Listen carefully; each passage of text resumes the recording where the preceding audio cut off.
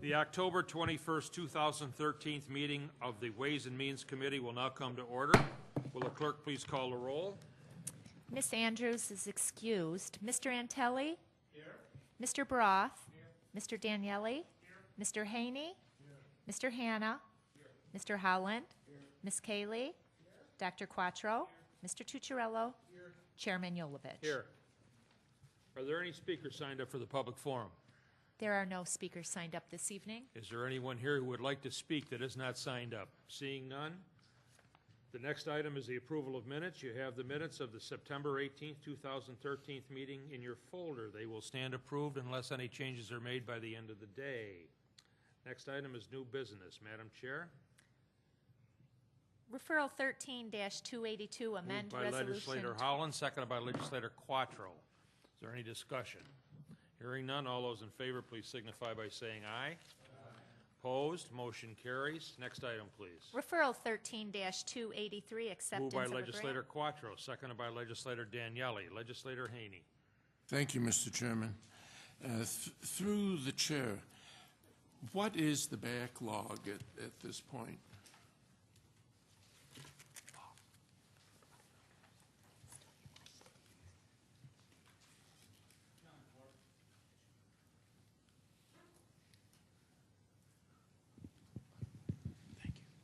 John Clark from the Crime Laboratory. Through the chair, backlog is approximately 500 cases. And through the chair, is that, I don't recall what it was a year ago. Is that better or worse than it was a year ago? It's about the same. About the same. Is there anything that can be done to lessen that backlog through the chair? Through the chair, we have been processing more cases through the laboratory. Unfortunately, over the last year, we have also had an increase in submissions. So had that increase not occurred, the backlog would have gone down. Oh, so you are processing more cases, but the problem is the number of cases is running as fast as you're able to increase. So the backlog remains the same. Through the chair, yes, sir. Over this last year, we have had an increase in submissions. Through the chair, do you have any rough idea what, on a percentage basis, what the increase is? Specifically, not for the DNA section. Okay. Thank you. Is there any further discussion? Hearing none, all those in favor, please signify by saying aye. Opposed, motion carries. Next item, please. Referral 13-284. Moved by Legislator Daniele, seconded by Legislator Tucciarello. Is there any discussion? Hearing none, all those in favor, please signify by saying aye. Opposed, motion carries. Next item, please. Referral 13-285. Moved by Legislator Tucciarello, seconded by Legislator Antelli. Is there any discussion? Hearing none, all those in favor, please signify by saying aye. Opposed, motion carries. Next item, please. Referral 13-286. Moved by Legislator Antelli, seconded by Legislator Hanna. Is there any discussion? Legislator Haney. Thank you, Mr. Chairman. Through the chair, I'm just wondering how this is actually going to work. The second paragraph says the grant funding will be used to provide counsel at town and village court arraignments for a 12-hour period, Monday through Friday. My understanding is that arraignments in the town courts occur at all kinds of odd times based on when the arrests are made. How is this going to work? Through the chair, your understanding is correct. Arraignments do occur in the town and village courts at all hours, 7 days a week. However, we are going to be providing the service Monday through Friday from 8 a.m. to 8 p.m. pursuant to the grant award and the contract that we'll be signing with our funder that would require those hours being covered. So through the chair, will like one person or two persons or something be running all over the county? I mean, from an arraignment in Mendon to an arraignment in Hamlin or something? Through the chair, the additional staff we would be adding to the office would be absorbed into our town court bureau. And in lieu of having attorneys dedicated solely to doing these arraignments, All of the attorneys in our town court bureau would be responsible for arraignment shifts. That way we can simultaneously provide the coverage while reducing the caseloads of the attorneys in that bureau. Oh, that's very logical. Thank you. Any further discussion? Hearing none, all those in favor, please signify by saying aye. Opposed, motion carries. Next item, please. Referral 13-287. Moved by Legislator Hannah, seconded by Legislator Howland. Is there any discussion? Legislator Haney. Through the chair, I don't know if there's any significance of this or not, but the terms of the grant and the terms of the contract are not in sync. Does that make any difference? The terms of the grant are October 2013 to September 2014, and the contract is April 2013 through March 2014.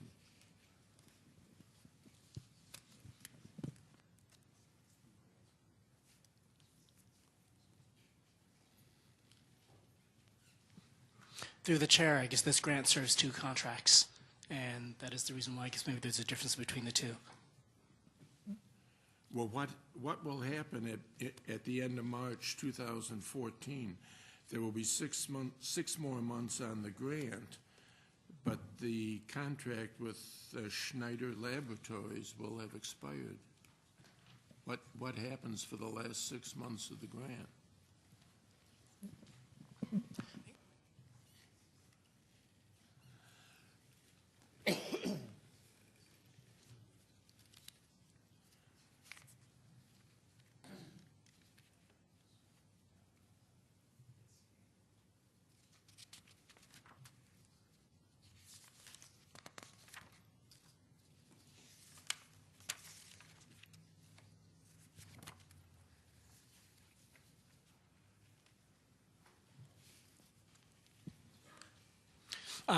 Through the chair, part of the issue is the fact that with Schneider Laboratory, they provide services under two different programs that serve our lead program.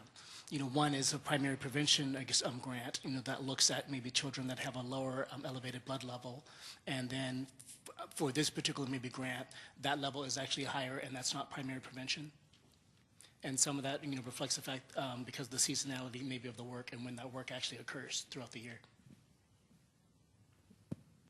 So through the chair, in the second 6 months, there's another contract with Schneider that's going to cover the period? Is that what you're saying?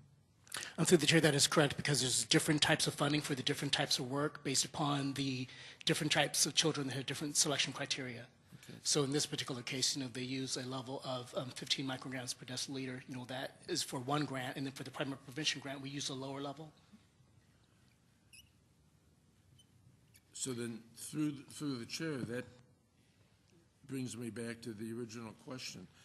For this level of children, how is the testing going to be performed in the second 6 months after this particular contract runs out?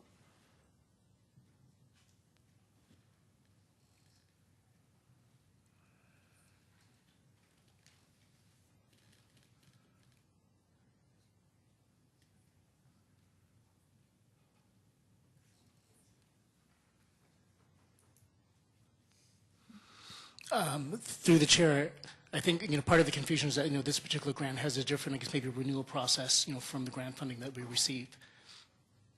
And for this particular maybe scope of work, for the terms of this contract, in the case of Schneider, it's an additional, maybe $3,000 that's added, to the contract that they already had, with the county.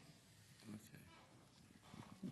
So the short answer to my concern is there is going to be a testing contract in place for the second 6 months. Through the chair, that is correct. Thank you.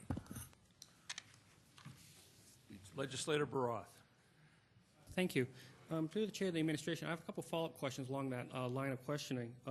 Essentially, the response has been that there are two different grants. A second contract is going to be signed with the Schneider Company. Will the funds, through the chair, for the second contract come from this grant that we're currently deciding whether or not we're going to accept? Excuse me. Through the chair, no. Thank you. Then through the chair of the administration, I have a follow-up question. We are receiving $392,531, but we're only dispersing, per this referral, approximately $310,000, with a difference of $76,368 that is not being sent anywhere according to this referral. Could you elucidate where those funds are going to? There's a missing $76,000. Through the chair, about $100,000, was appropriated, I guess, in the budget. Okay, but still, through the chair, I'm unclear of the $392,000 we are accepting or debating whether or not we will accept.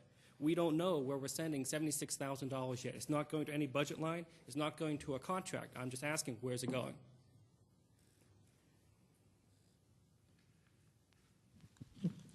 Mr. Chairman, we'll confirm this, but I think what's happening is that there was a particular amount that was budgeted in the 2013 budget. When the actual grant came in, it was more, so we're appropriating, or we're requesting the legislature appropriate the difference, which is why the two amounts don't match up. But we'll confirm that if that, in fact, is the case. Thank you. Then, through the chair, then you'll get back to us on that question. Thank you. Any further discussion? Hearing none, all those in favor, please signify by saying aye. Opposed, motion carries. Next item, please. Referral 13-288. Moved by Legislator Howland, second by Legislator Quattro. Is there any discussion? Hearing none, all those in favor, please signify by saying aye.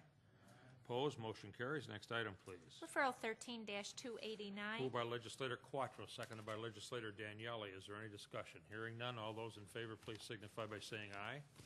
Opposed, motion carries. Next item, please. Referral 13-291. Moved by Legislator Daniele, seconded by Legislator Tucciarello. Legislator Baroth. Thank you. Through the chair of the administration, I just have a question of clarification. Recently, approximately 2 months ago, we accepted funding for another van. Am I correct to assume this is a different van?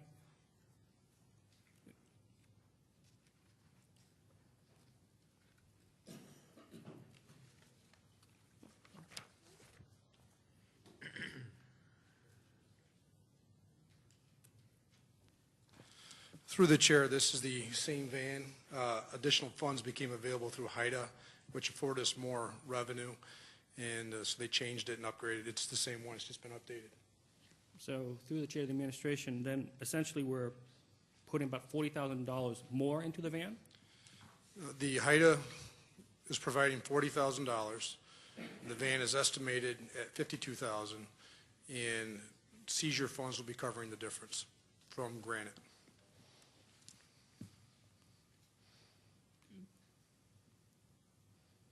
Then, just so I'm surprised, then through the chair of the administration, the prior referral we did for, I believe it was a stakeout van, this $40,000 is additional funds to the funds we originally accepted? So we're actually getting $40,000 plus whatever that amount was about a month ago?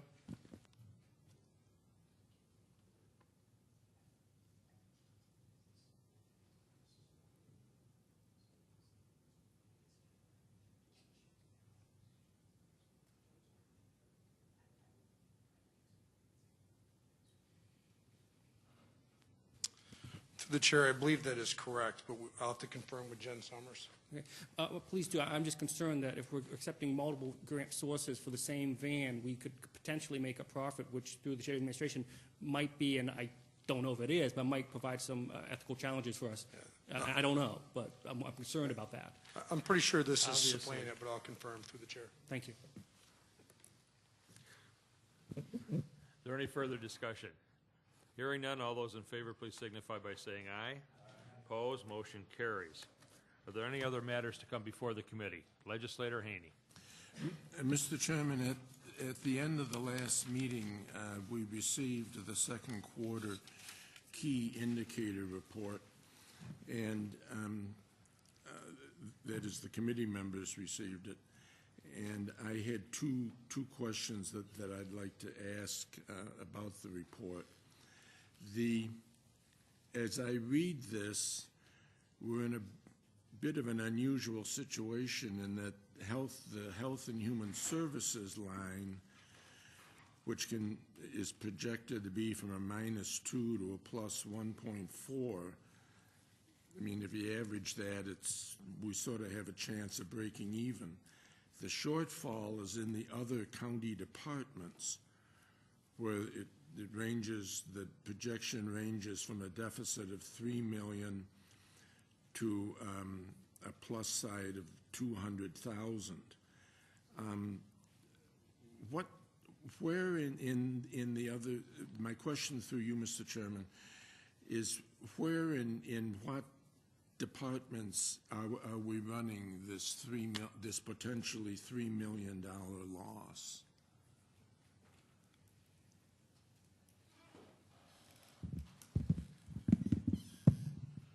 Mr. Chairman, the long answer is the pluses and minuses are in a variety of departments, and the short answer, cutting to the chase, is it's likely narrowed down to finance unallocated. Is what, I'm sorry? The short answer, cutting to the chase, is you can account for that deficit in finance unallocated.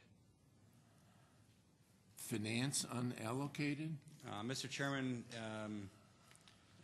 in essence, as of the second quarter, we were projecting a shortfall on sales tax revenue of about $2 million. Oh. Okay. And that answers my second question. So that's 2 for the price of 1. Mr. Chairman, under your guidance over the last year, we've had some interesting groups that the county funds come in and make presentations to us. And I at least have found these very informative. And I was wondering, as we get closer to the budget process, if we could have some other groups come in, tell us what they do with the county money, what the results are, et cetera. And I'd like to nominate, if you choose to do so, the Transportation Authority, which the county gives about $3.5 million to, and the Sports Development Corporation, which the county gives about $400,000 to make presentations to us. Paul, I'll take that under advisement. We're pushing pretty close to budget time right now, as you well know. And in fact, actually, our next committees will be the budget presentation. So, or at least as far as I know, it will be. But if in the future, if you'd like to have some of those presented, I don't see any problem with it. But we can discuss it going forward. Thank you. There being no other matters, the October 21st, 2013 meeting of the Ways and Means Committee stands adjourned. Next meeting of the Ways and Means Committee is scheduled for Wednesday, November 27th, 2013.